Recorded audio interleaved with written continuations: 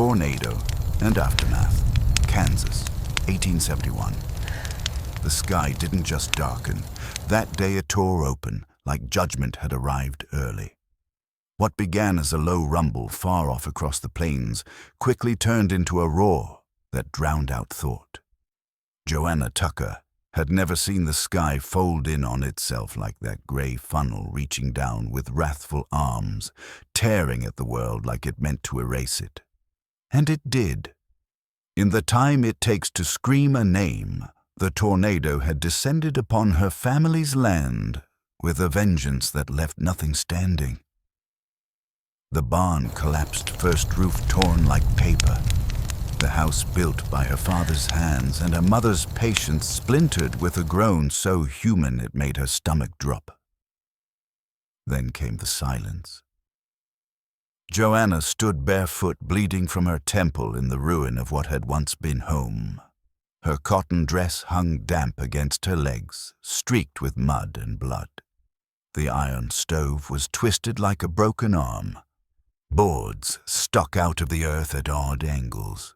Her ears still rang with the wind's scream. But now all was quiet. Too quiet. Her parents had left for Topeka 2 days earlier. They were spared. She had been alone. Now she was still alone, but with nothing left. She stepped out of the wreckage with the unsteady movements of a person walking through water. Every part of her hurt. Her hands trembled. Her breath came short. The blood on her head felt thick and hot, sticky as syrup. She stumbled across what had once been the yard, now a field of broken memories. The grave of her childhood lay behind her shattered beams and charred grass. She didn't look back. Walking through ruin, Joanna walked half a mile before her legs gave out. The road was gone, eaten by the storm, and only the whisper of wind in the grass marked the path she followed.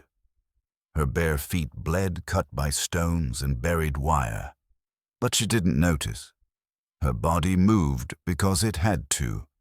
Her mind floated somewhere above her, watching from a safe distance. She had survived the storm, but something in her had fractured like a clock that ticks, but no longer keeps time.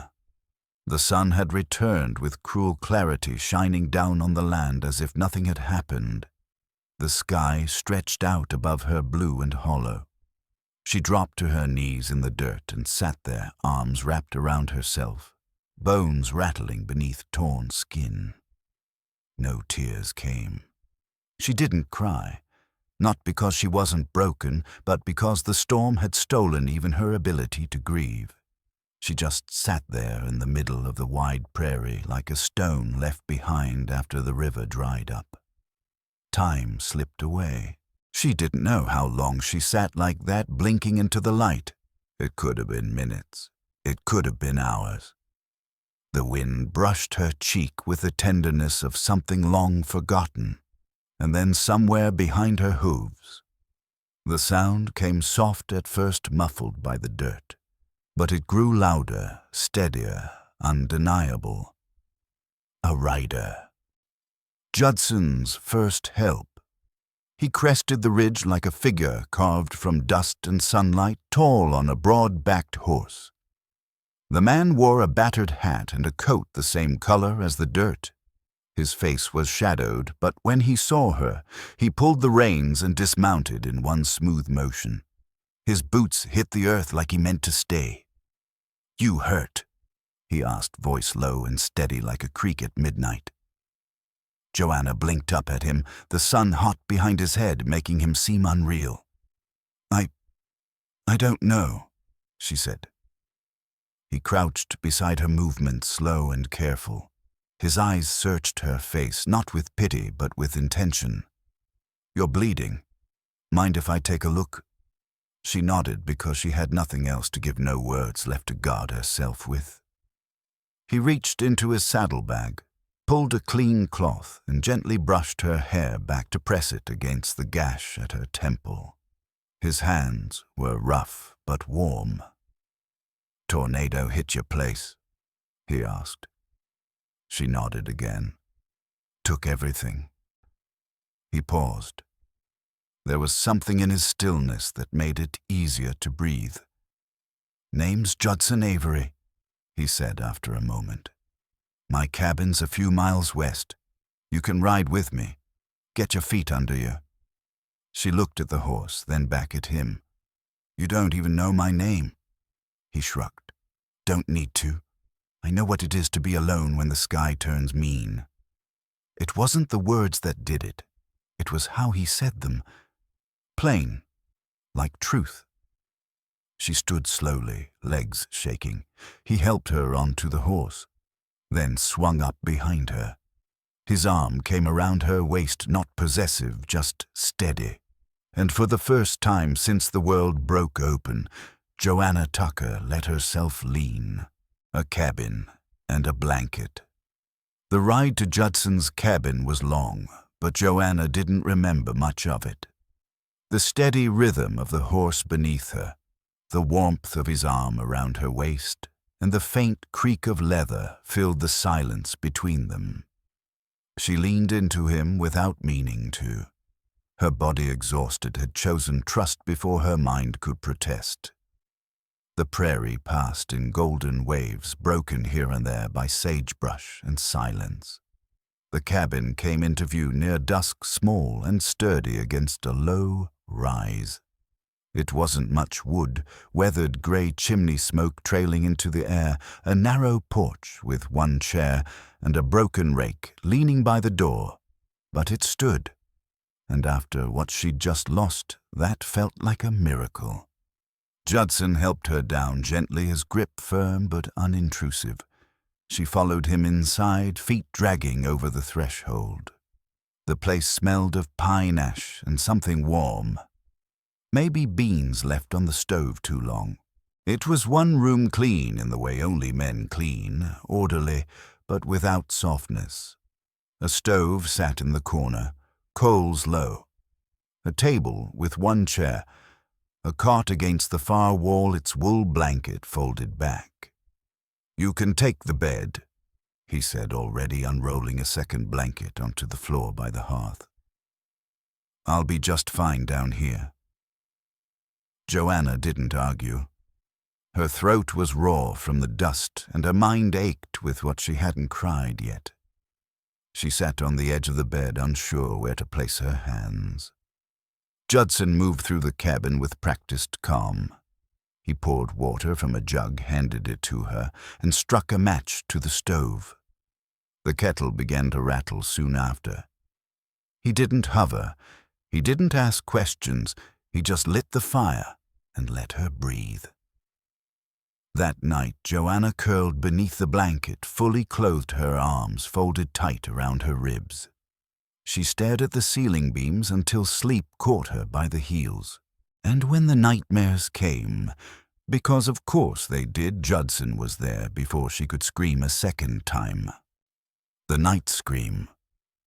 She didn't remember what the dream was, only that it came like a wave, loud and black and full of splintered wood.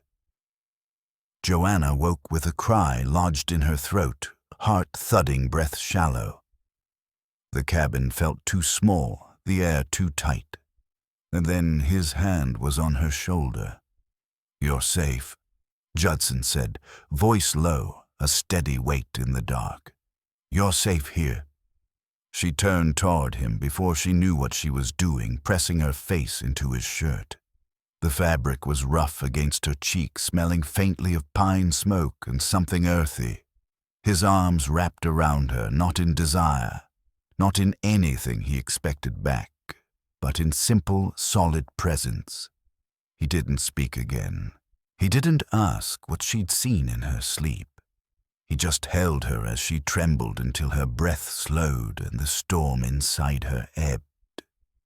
It had been a long time since anyone held her like that.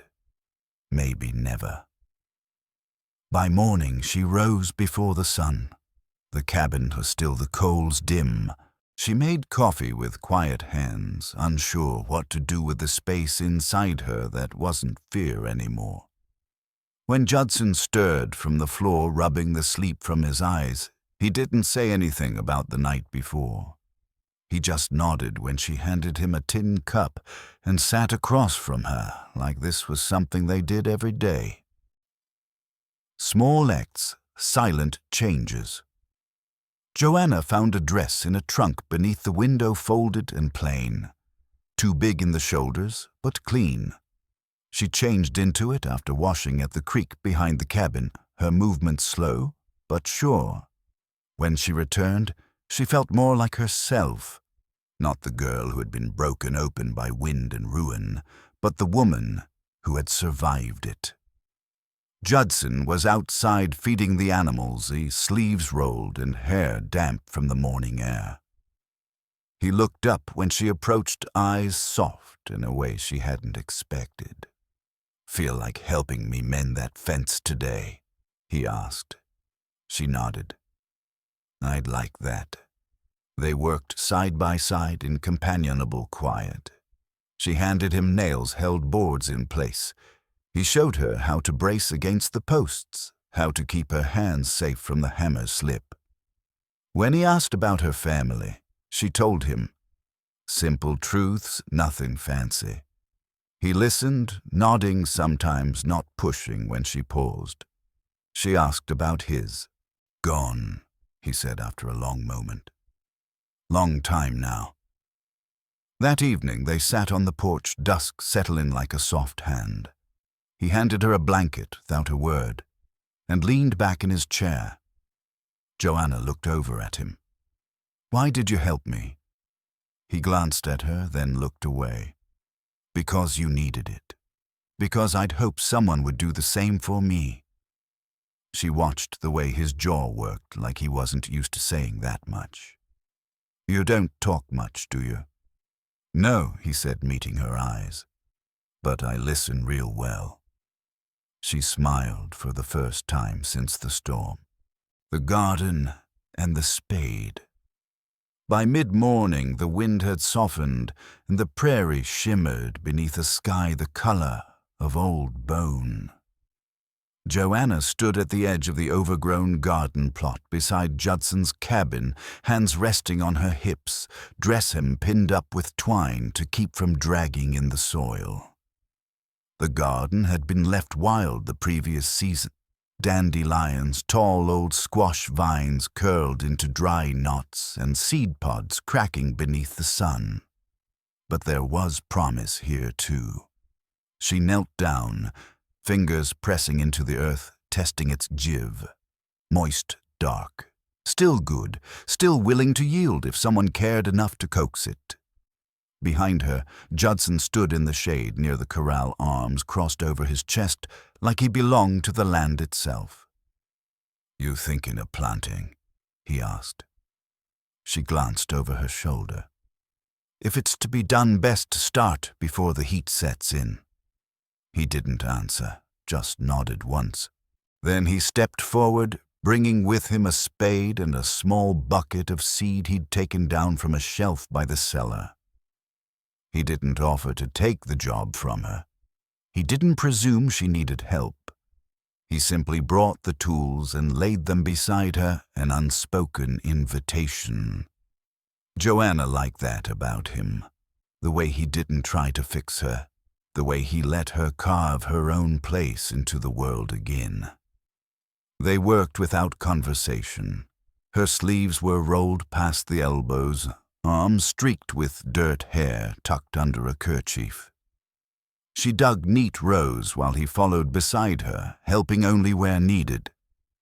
By midday, sweat trailed down their spines, and the garden had begun to take shape, not as it had once been, but in the image of something new. Together, naming the silence. As the sun reached its peak and the heat thickened in the air, Joanna paused to stretch her back. She shaded her eyes with one hand and looked across the tilled garden, breath short but steady. Judson was a few paces away, wiping his brow with the back of his arm. She caught him watching her, not in the way men in town sometimes stared with hunger or assumption, but with quiet confusion, as if trying to name something he didn't have the words for. "What is it?" she asked, a smile just barely lifting the edge of her mouth. Judson looked away briefly, then back. Didn't expect the quiet to feel better with someone in it. She met his gaze. The air between them charged, but not rushed. "I didn't expect to feel safe again." He didn't answer right away. His jaw worked for a moment like something had shifted deep inside. And maybe it had. Maybe safety wasn't just the absence of harm, but the presence of someone who didn't try to control the silence, only keep it company. Later that afternoon, as Joanna rinsed their work-soiled clothes and hung them to dry, a rider appeared in the east, trailing a ribbon of dust across the road. Judson straightened from where he'd been checking a fence post. His hand went to the lever-action rifle by the cabin wall, instinct and caution, but he didn't lift it. The rider wore a black coat and a wide-brimmed hat, the kind favored by traveling preachers or peddlers. When he dismounted, his gaze swept the porch, the garden, and finally landed on Joanna. "Miss Tucker," he asked, voice thin from the trail. A visitor from the past. Joanna stepped forward cautiously, her shoulders stiff. "Yes. I was sent by your kin in Topeka," the man continued. "Your folks, well, they made me promise I'd find you. Said you were living out this way." Judson came to stand beside her, his presence steady as ever. He didn't speak, but he didn't step back either. The man nodded at him, then turned his attention back to Joanna. "Your mama's hips broke," he said. "Fell down the steps. They're staying with your aunt still, but they were wondering if you'd come." Joanna's chest tightened, but her voice stayed calm. "Will she recover?" "Slow going, but the doctor says she'll walk again." For a moment the air was too still. Judson looked past the man to the road, jaw set like he already knew what she was going to say. "I'll write them," Joanna said quietly. "But I'm not going back." The man blinked. "They said they'd send for you. I've come through worse than distance," she said, her voice calm and rooted. "And I've made something here." He hesitated, looking uncertain, then finally nodded. He offered a tired smile. "Well, all right then. You let 'em know if you can." When the rider left, Joanna stood still a long moment. Judson didn't speak. He just walked to the barn and didn't come out until the sun had dipped behind the hills. She found him leaning on the stall gate, eyes fixed on the newborn calf struggling to stand. "They're your blood," he said, still not looking at her. "I know." She stepped beside him. "But you're the one who stayed when the wind tore my world apart." His shoulders eased just slightly. "I don't expect anything." "I know that too," she said. "But I expect something of myself now." Judson turned toward her, his brow furrowed. "To keep what's been given to me," she said. "To build something that won't blow away next time the sky turns." There was a silence deeper than before. Then he nodded. "Fencing needs mending on the south line." She smiled faintly. "I'll bring the hammer." Storms and seeds. The days lengthened into summer, and the wind softened from cutting to coaxing. The land once wounded began to bloom again. Joanna moved through the cabin like a woman who'd remembered how to breathe. She started stitching curtains from flour sacks, careful to place each thread with purpose. The patterns weren't pretty, but they held the sun out in the afternoons and made the place feel less like a shelter for one man and more like something meant for two. Outside, Judson worked with quiet precision, repairing the south fence, tilling the lower slope, cutting wood that he stacked neatly beneath the eaves. They didn't talk about what they were becoming. They didn't need to. She'd started kneading dough by the window at first light, her hands dusted with flour, her hair pinned up to stay out of the way. He built her a narrow table just beneath the glass so she could watch the birds while she worked. He didn't ask if she wanted it. He just saw the space and made it hers. They had never said the word home. But it lingered between them in the way her dress now hung on his peg near the door and how he waited for her to come to bed before blowing out the lantern. It was in the rhythm of the days, the chores, the meals, the simple companionship that asked for nothing more than presence. One night, thunder rolled across the horizon, distant but distinct. They sat on the porch with a kerosene lamp flickering low between them. The glow caught the slope of his cheek, the edge of her wrist. "You ever think of leaving this place?" she asked, her voice barely above the hum of crickets. "Used to," he said. "Put everything I owned in a wagon once. Got halfway to Colorado. Turned back. Why?" He leaned his head against the post eyes on the dark. "Didn't know what I was looking for." She looked at him, then really looked. And now, Judson turned his gaze to her, steady and sure. "Now I do." She didn't shy away. "Then I'll stop looking too. A gift of swallow silver." The rain came gentle that night, tapping the windows like a lullaby. Joanna leaned into him and he shifted so her shoulder rested against the curve of his. Neither of them moved when the lantern burned low. The silence between them wasn't empty, it was full of choosing. In the following days, the wheatgrass turned pale at the tips and the soil began to dry. Joanna spent the morning pulling laundry from the line while Judson rode to the ridge to check the cattle. The sky behind him turned lavender, and the air carried the scent of ripening things. When he returned, his boots were dusty, his face unreadable. In his hand, he carried a small leather pouch. "I traded for it in town," he said, simply setting it on the table. She looked at it, then at him, uncertain. Inside was a silver brooch shaped like a swallow mid-flight. No stones, no ornament, just the elegant curve of wings and steadiness. "I saw it and thought of you," Judson said. "Not because it's fine, but because it's steady." She closed her hand over the pin, then looked up at him. "You remembered I lost my mother's." "I didn't forget," he said quietly. Her throat tightened. "I didn't think anyone would ever give me something like this again." "You deserve more than this place can give," he said, "but I'll give what I can." She stepped close and set the brooch down gently. "You've given me more than a roof. You've given me breath." He took her hand, slow and sure. "You don't have to say yes now." He said the words, gravel rough. She lifted her fingers to his cheek. "You already asked me, and I already answered." The wedding under cottonwoods.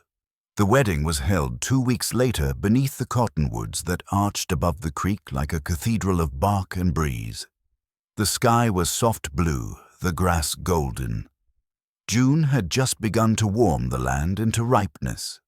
There was no crowd, no music, no veil, just two people and a choice. A preacher from the northern edge of the county rode out at Judson's request. His coat was threadbare, his Bible soft from years of use. Haver and his wife Scene stood as witnesses, the old couple bringing a tin of sweet cakes wrapped in linen and a bouquet of wild flowers gathered from the prairie. Joanna wore a dress she had sewn herself from store-bought calico. pale blue with a hem stitched in white stars. Her hands didn't tremble, not even once. When Judson reached for them and spoke his vows in that steady voice of his, she didn't look away. She met his gaze like a woman who had already stood through a storm and chosen to stand still now. When her turn came, she looked him straight on.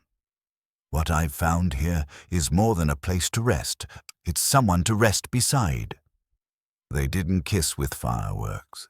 They kissed with finality, with promise, with peace. Afterward, Hava poured cordial into tin cups and Scene pressed a folded quilt into Joanna's arms.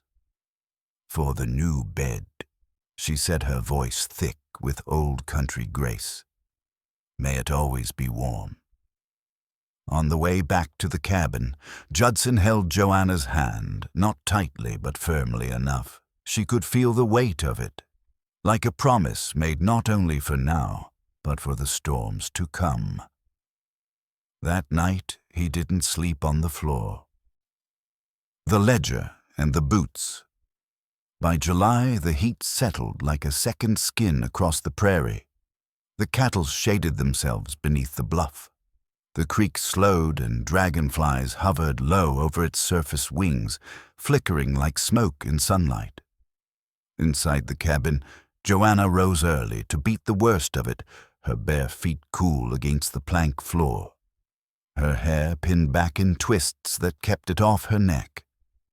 She kneaded dough with steady hands, the scent of yeast already rising into the beams.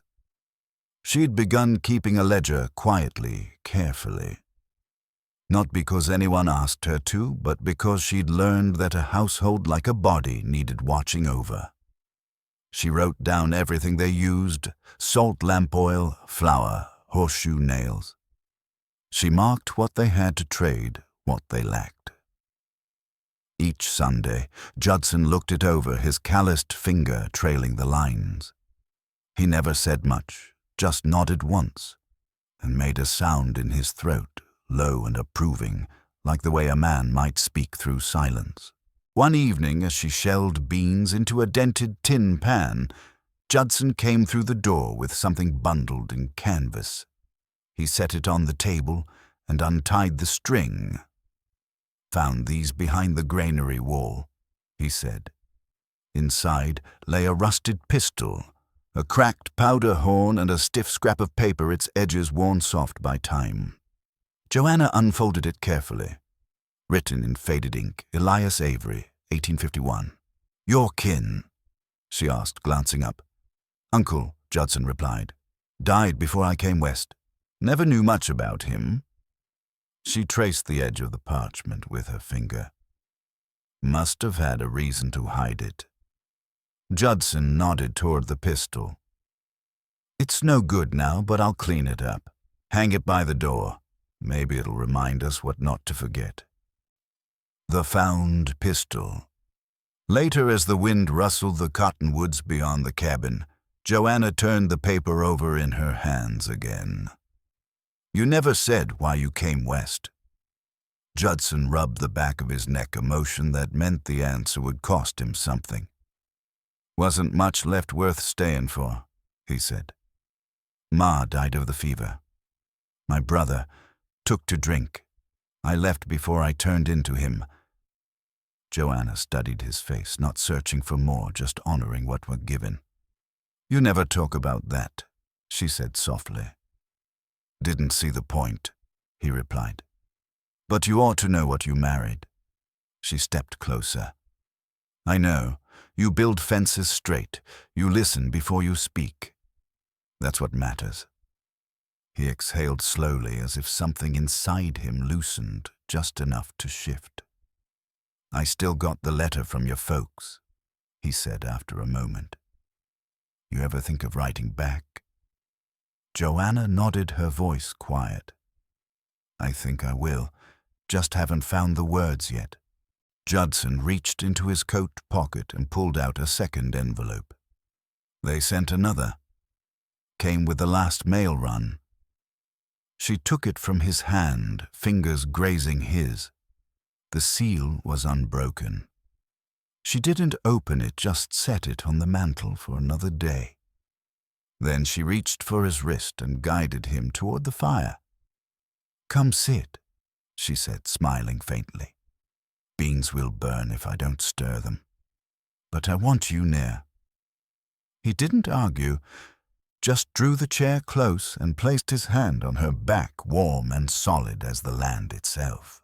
The rain and the rock. The first real rain in weeks came that night, drumming soft against the cabin roof. Joanna woke to the scent of wet earth and cedar. The fire had burned low, and Judson was already at the window, his silhouette outlined by gray light. "It's a good rain," he said. She crossed the room, wrapping her shawl around her shoulders, and leaned into his side. "You ever think about children?" His hand found her hip steady. "I've thought of it. More lately. Would you want them here in this place?" He didn't answer right away, just pulled her a little closer. "If they had your steadiness," he murmured, "and didn't mind dirt under their nails, I'd raise a dozen." She laughed softly, the sound catching in her throat. "Let's start with one." He tilted his head, brushing his lips against her temple. "Whatever comes, we'll meet it." Outside, the rain soaked into the soil they had turned with their hands. Inside, they stood wrapped in the quiet promise of something just beginning. By late August, the air changed. It carried more than heat. Now it carried waiting. The prairie had stilled, holding its breath. Joanna kept busy weaving cloth, preserving what their garden had given. Judson checked the rafters and hauled firewood, always moving like a man who knew that winter demanded preparation and that love, too, needed tending.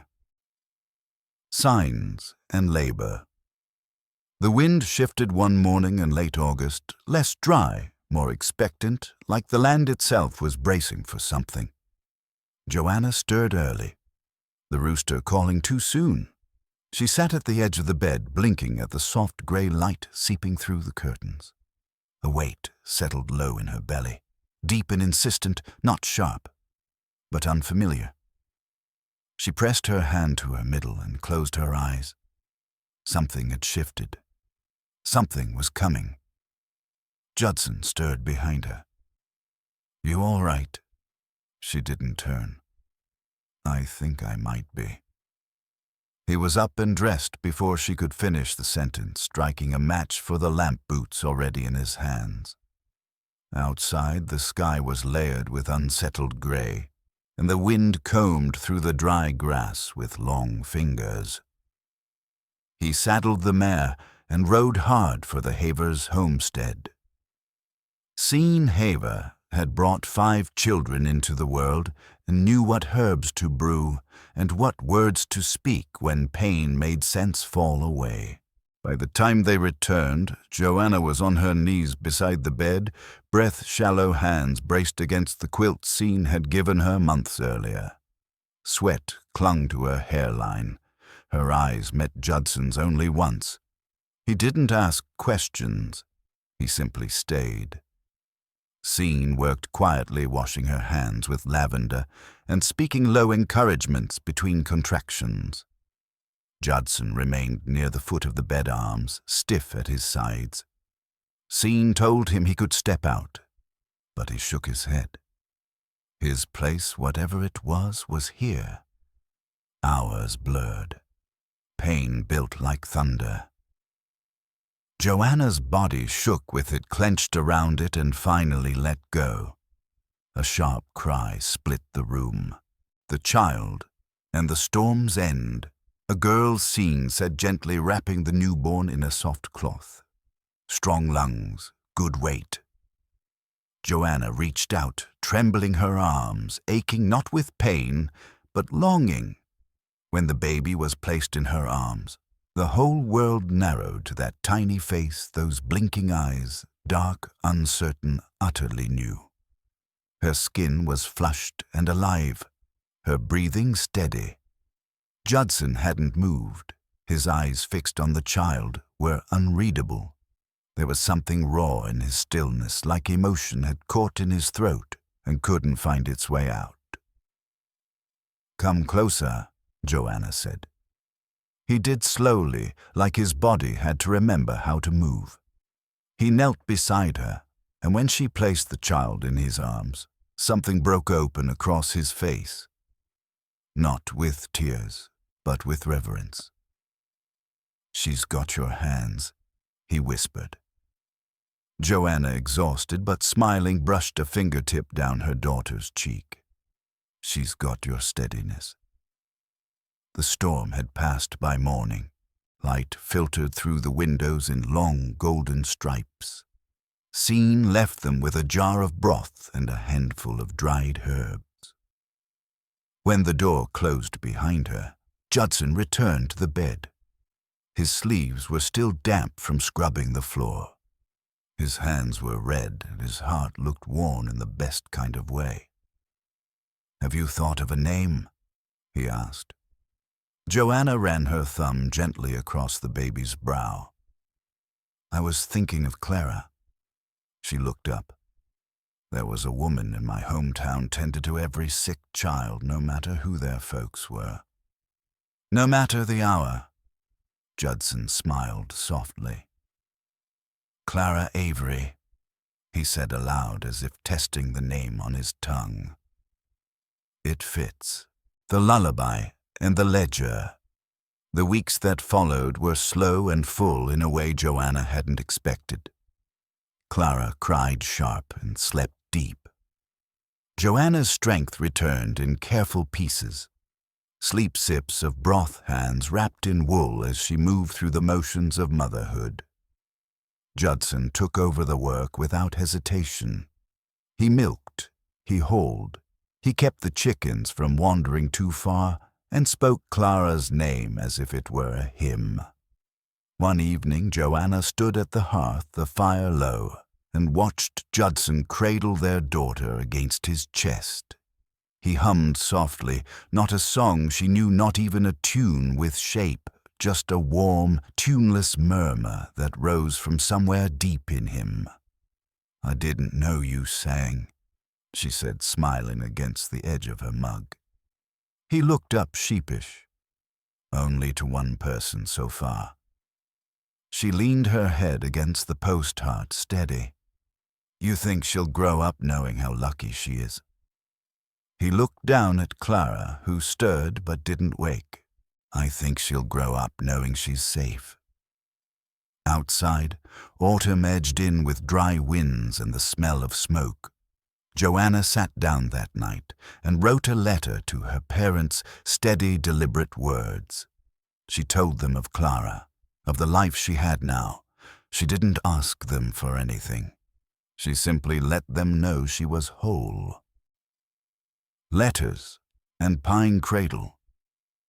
By November, the last of the garden was gone. The trees stood bare, their limbs stripped clean by the wind. The fields turned the color of old parchment, and frost kissed the porch each morning before sunup. Inside the cabin, warmth held steady, both from the stove and from something deeper, something neither of them named, but both of them moved within. Judson built a cradle from pine boards, salvaged from a broken gate. He worked in the evenings after supper, shaping each corner with care, sanding down the edges until they were smooth enough for a newborn's cheek. Clara watched from the crook of Joanna's arm, her tiny fists, bald eyes heavy with sleep. When the cradle was finished and placed beside the bed, Joanna reached out and laced her fingers through his. "You ever think we'd have this?" she asked. Judson didn't answer right away. He looked at the small cradle, then at her eyes, warm but tired in the way a man gets when he's been holding a blessing too precious to set down. "I didn't dare," he said finally. "But I hoped." Joanna leaned her head on his shoulder. "I always thought I'd live a quiet life. I just never knew quiet could feel like this." He kissed her temple, then her mouth slow and sure. "It's ours," he said, "the blanket of snow." Winter came like a hush over the land, blanketing the hills in white and silencing the last rustle of prairie grass. The cabin, once a place of shelter, now held something fuller. Laughter, the scent of bread rising, Clara's soft coos echoing between the walls. They passed the days inside content in the smallness of their world. Joanna sewed by the hearth, piecing together fabric into quilts and shirts. Judson carved spoons from maple and mended the soles of his boots. Clara was always near, wrapped in blankets, sometimes nestled between them in a little cradle of warmth and breath. One night after the fire had settled into soft embers, Joanna traced the lines on Judson's palm while he lay beside her. Clara slept between them, her mouth slightly open, chest rising in perfect rhythm. "You ever think we'll leave this place?" Joanna asked, voice low in the dark. Judson shook his head. "No, this is where we began." She nodded. "Then let's see it through, year by year. All of it." He turned toward her, eyes soft with certainty. "With you beside me, I will." Outside, snow gathered along the window sills. Inside, their world was warm and whole. They didn't talk about forever. They just lived it day by steady day. Harvests and jars. As the weather thawed and the earth softened beneath the weight of winter's retreat, the rhythm of daily life returned with quiet insistence. Joanna moved through her tasks with practiced grace, checking on stored roots, stitching new clothes for Clara, and organizing the pantry shelves. Judson dug fresh trenches for water flow and walked the fence lines like he always had. Nothing was hurried, but everything mattered. One afternoon, a wagon rolled in from the South Trail. It was Haver and his daughter Marta, perched upright beside him like she'd rehearsed the moment. Joanna had only met them once briefly after the fence line had been repaired. But she'd remembered the daughter's sharp eyes, how they'd flitted from field to field, from tool to touch. Haver tipped his hat as he climbed down. "Thought you might want these," he said in his thick Norwegian accent, lifting a crate of glass jars. "My wife's been putting up gooseberries. We've more than we'll use until frost." Joanna accepted the gift with both hands.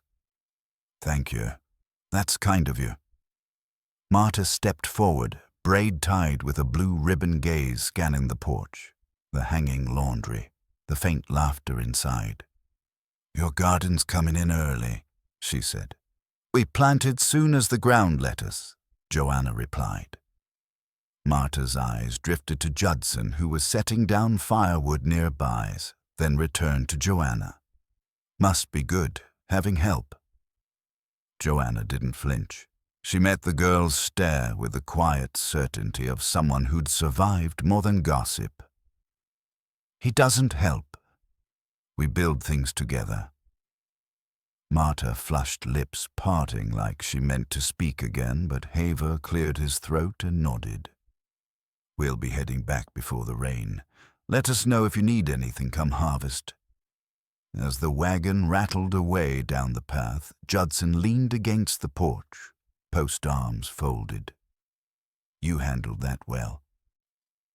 "She's young," Joanna said, watching the dust trail behind the wheels.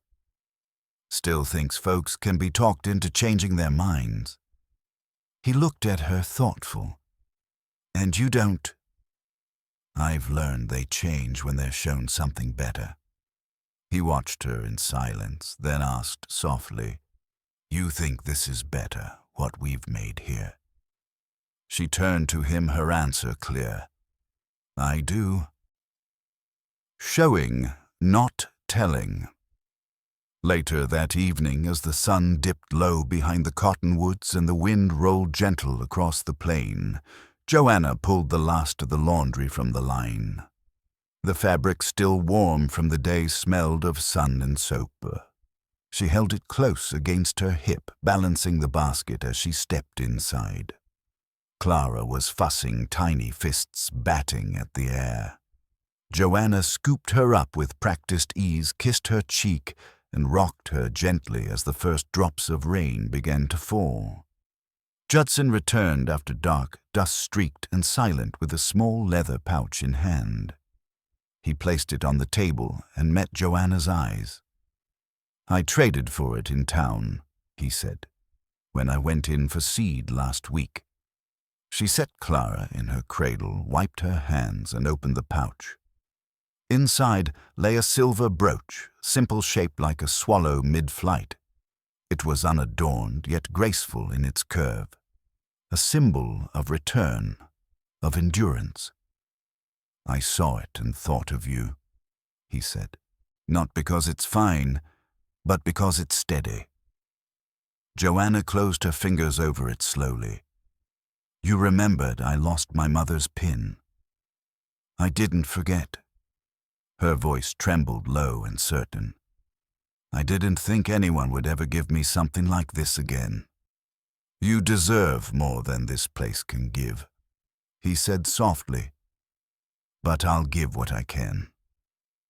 She stepped closer and placed the brooch back on the table, not rejecting it, just pausing between words and acceptance. "You've already given me more than I ever thought I'd have again. A home, a place to breathe." Judson took her hand, rough fingers threading through hers. "You don't have to say yes now," he murmured. "You already asked me," she replied, brushing his cheek with the back of her hand. "And I already answered." Clara's world. As spring leaned into summer, the land stirred again. Green shoots, rising bees humming through the thick air, and Clara's laughter filling the cabin like bird song. Joanna taught her to pat dough with tiny fists, her hands dusted in flour, while Judson chuckled from his chair, sharpening tools by the door. Each day stretched long and full, like the land had opened its arms around them. One afternoon, Joanna sat by the window sewing as Clara slept beside her in the cradle. Judson returned from the ridge carrying something wrapped in burlap. He unrolled it carefully inside a rusted pistol, a powder horn, and a brittle scrap of paper. "Found it behind the granary wall," he said.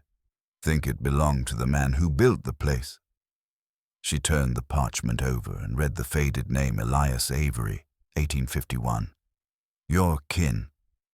"My uncle died before I came west. I never knew him well."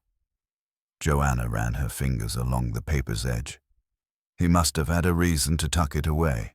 Judson nodded toward the pistol.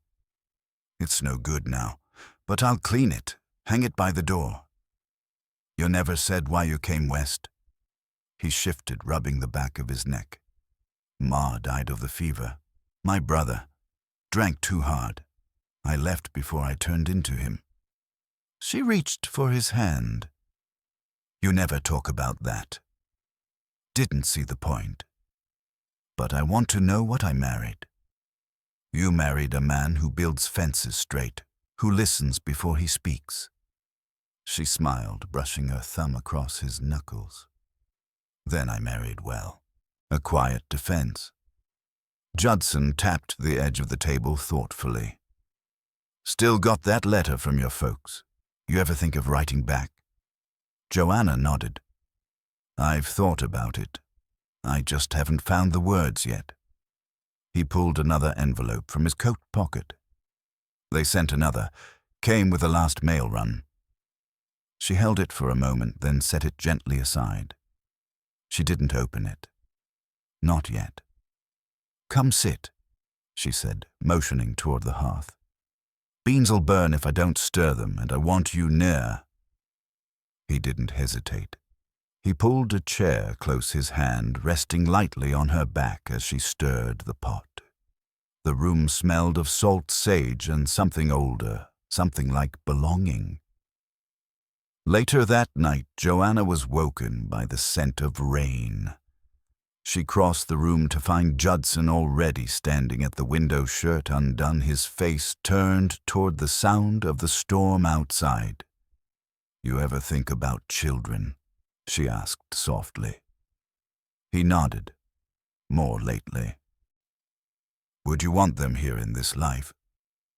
He looked at her then, not rushed, not uncertain. "If they had your steadiness, I'd raise a dozen."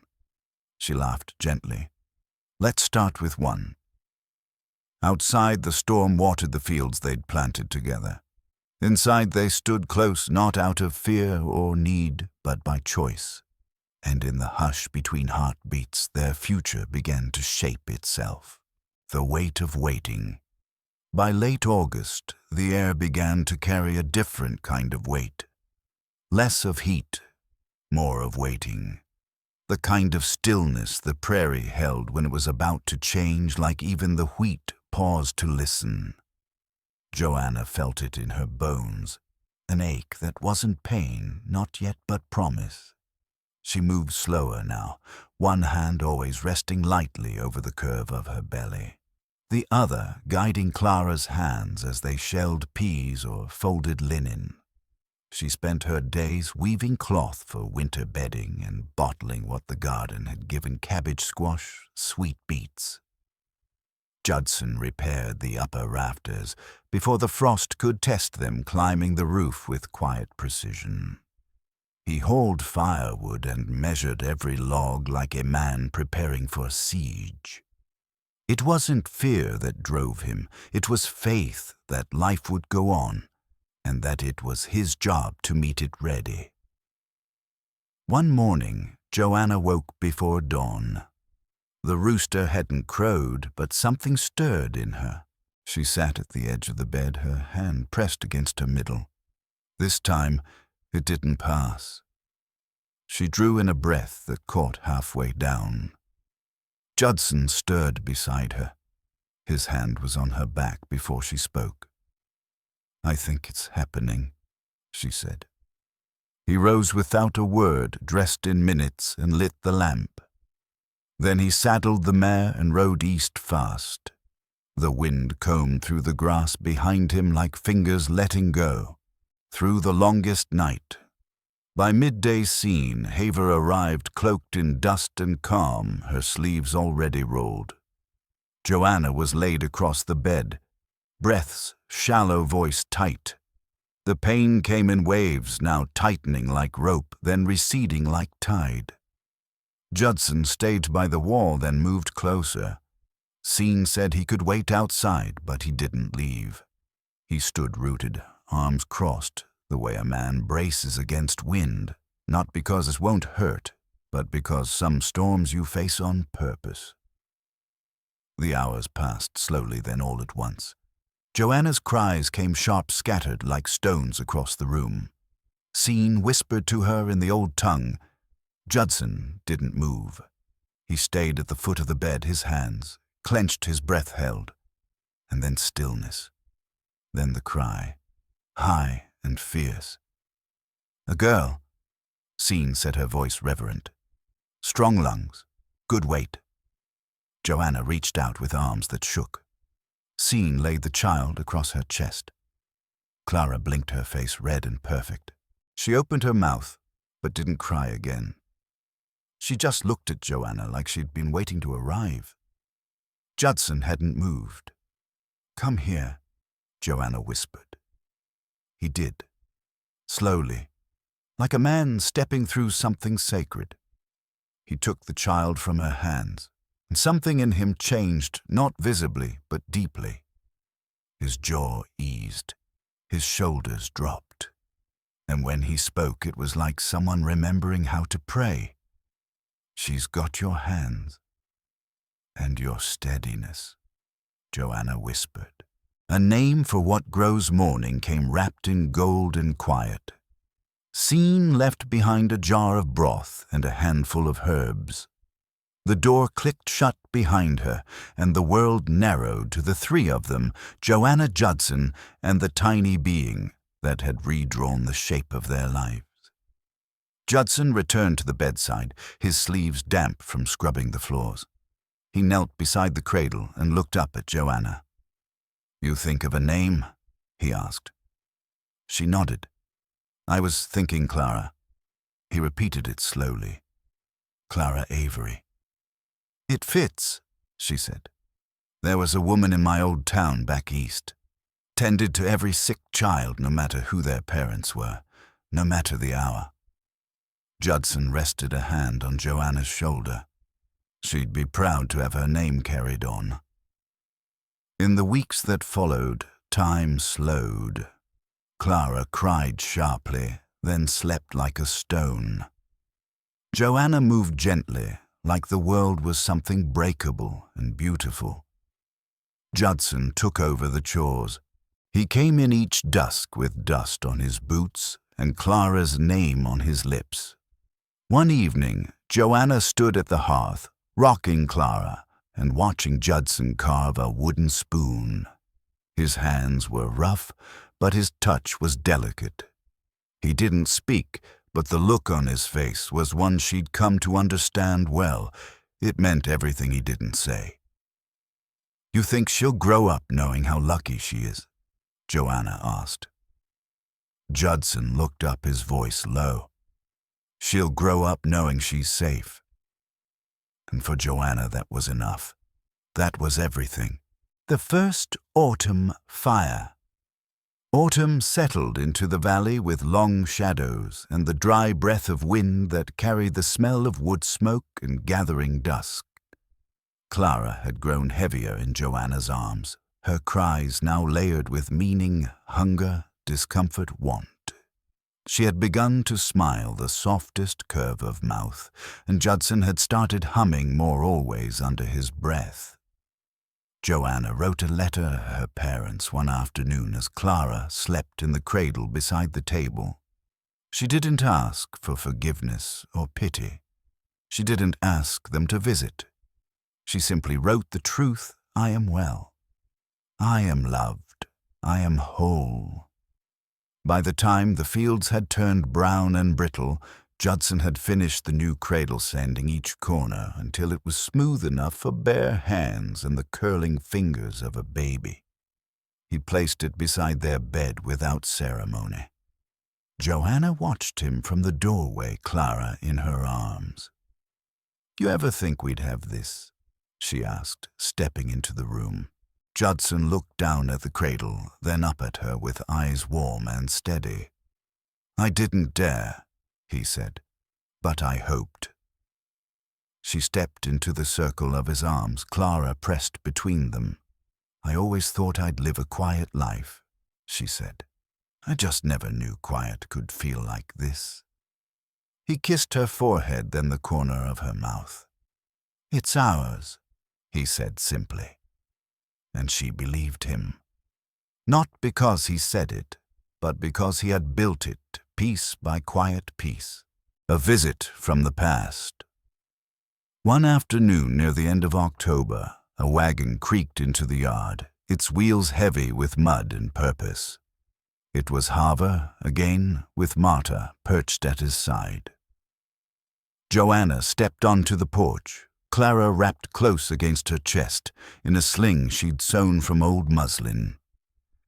Judson came from the barn, wiping his hands on a rag tucked into his belt. Haver lifted a crate from the wagon bed and set it gently on the porch. "My wife's been putting up preserves," he said, his thick accent softened by time. "We've more jars than we'll use come frost." Joanna took the crate with both hands. "That's generous. Thank you." Marta stepped forward, her braid tied with a blue ribbon. She scanned the porch, the fields, the laundry on the line. Her eyes settled on the cradle inside the cabin's window, then on Clara, sleeping against Joanna's chest. "You've built something here," she said quietly, not as an accusation, but with wonder. Joanna nodded. Yes. Marta glanced toward Judson, then back again. Must be good having help. Joanna didn't blink. He doesn't help. We build things together. Marta lowered her eyes, cheeks flushed. Haver cleared his throat and tipped his hat. We'll be heading back. Let us know if you need anything come harvest. As the wagon rolled away, Judson leaned against the porch beam. You handled that well, he said. Joanna folded a blanket over Clara's feet. She's still learning. Judson raised an eyebrow. And you're not? Joanna smiled. I'm learning how to keep what I've built, anchored by small things. The days stretched longer again in that strange way they do when love becomes part of the furniture. Joanna began stitching curtains for the second room they had slowly been clearing. Judson dug a trench to draw water closer to the porch. In the evenings, they sat by the fire. Clara tucked in the cradle, the sound of wind rattling dry branches outside like an old memory, trying to find its way home. One evening, Judson came in with something wrapped in canvas. He placed it on the table without a word. Joanna looked up from her sewing, one eyebrow lifted. What's that? Found it behind the granary wall. She unwrapped it carefully. Inside lay an old pistol, rusted and worn a powder horn, and a folded parchment stiff with age. Elias Avery, she read, 1851. Uncle, Judson said. Died before I came west. I never knew him, but I guess he knew something about hiding what matters.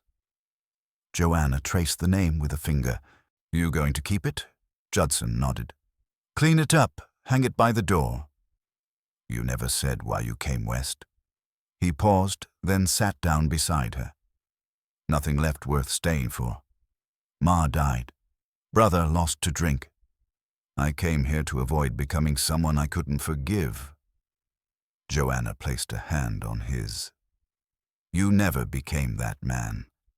You became this one. He looked at her, then at Clara. His hand closed around hers. And I intend to stay that man, he said.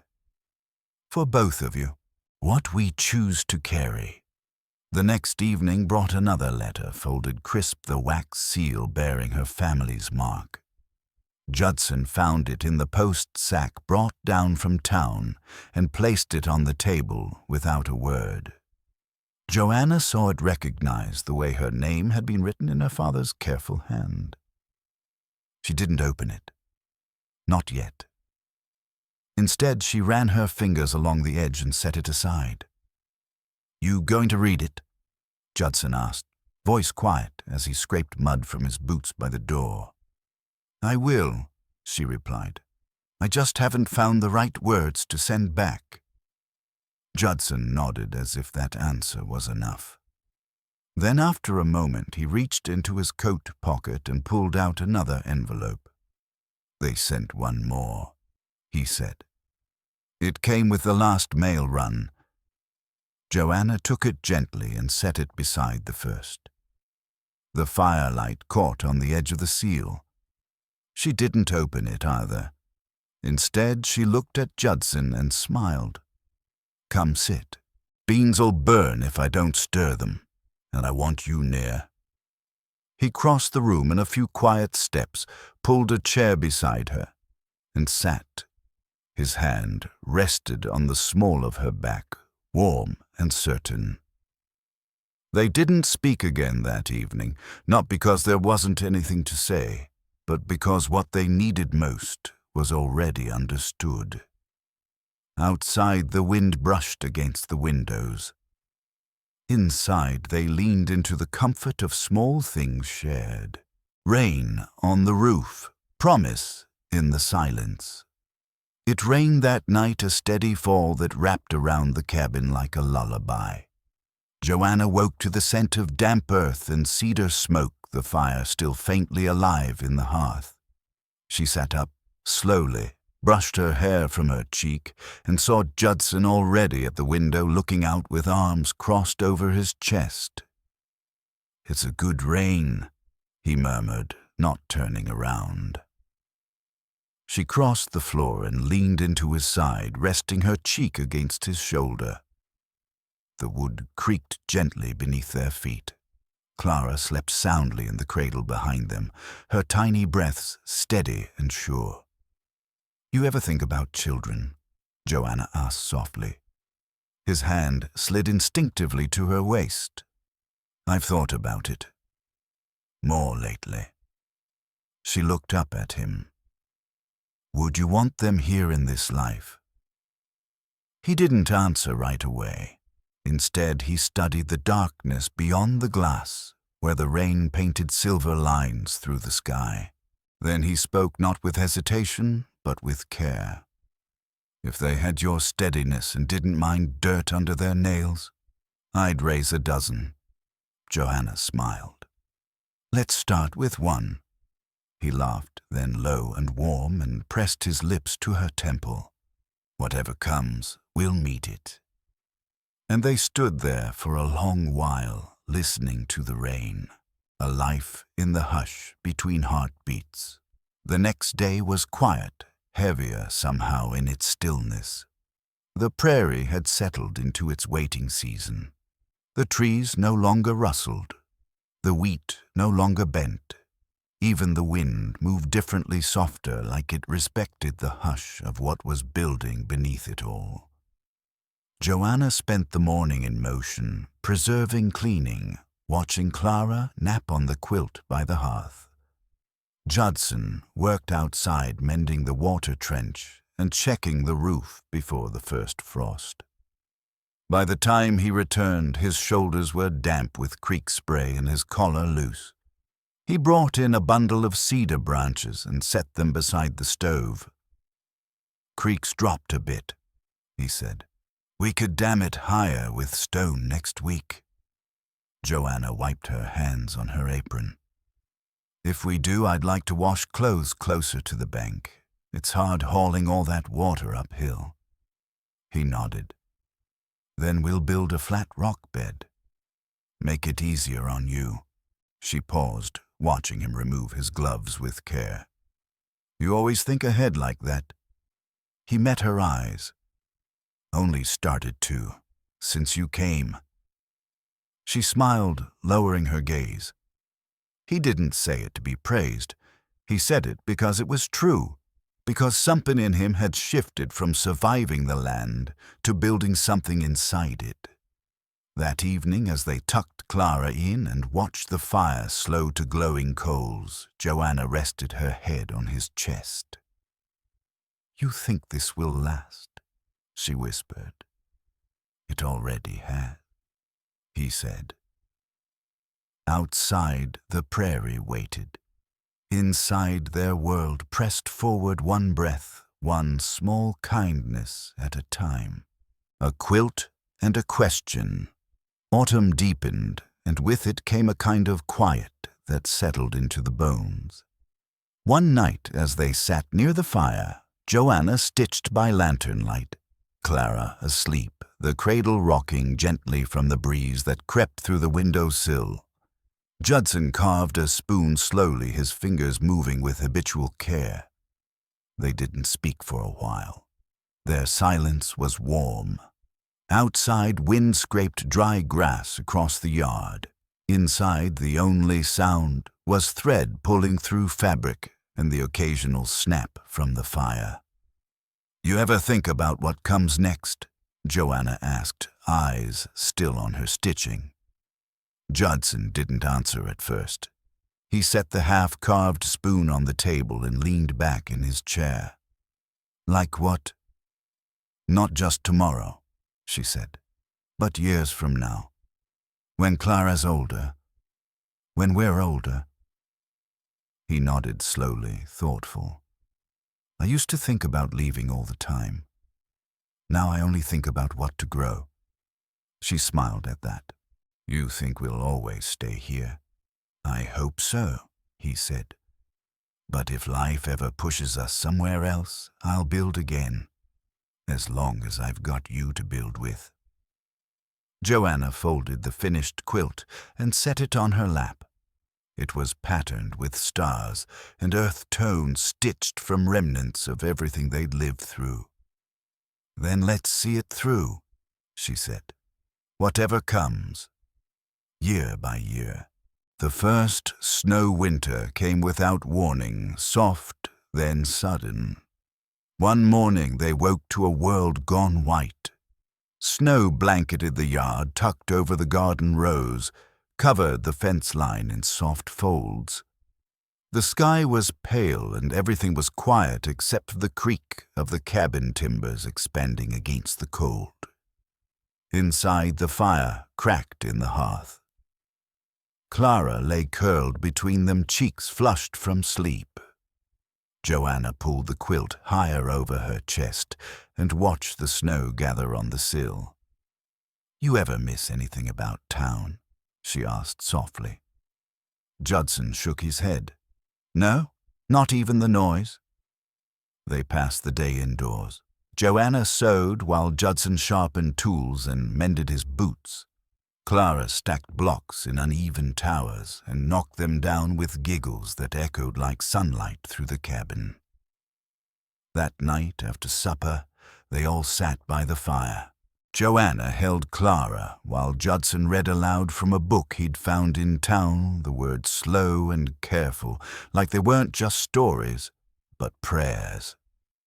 When Clara fell asleep, Joanna tucked her into the cradle, then leaned into Judson on the bench. "We've made something good, haven't we?" Judson looked down at her. "We've made something worth keeping." Outside, the world held its breath beneath the snow.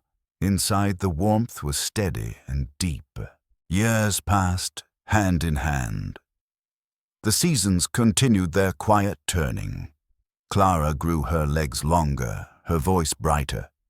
She followed Judson into the fields and shadowed Joanna in the kitchen, always curious, always full of wonder. The cabin changed with them. Another room added shelves filled with jars and books, a second cradle eventually replaced by a child's bed. Neighbors came more often, and Joanna began teaching other women how to stitch. Judson helped build fences, dig wells, fix wagons. Their names became known not for anything grand, but for being steady, for being kind. They never left. They didn't need to. One summer evening, when Clara was 8 and the prairie was lit gold with the setting sun, Joanna and Judson stood at the edge of the field. She reached for his hand.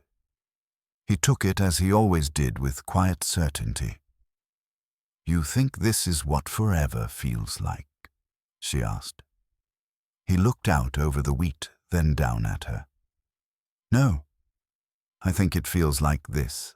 And then they walked back home, step by step, hand in hand, not towards something new, but into the life they'd built, the life they'd chosen. Outside, the wind carried the scent of growing things. Inside their home waited filled with stories that would never need telling because they had been lived fully together.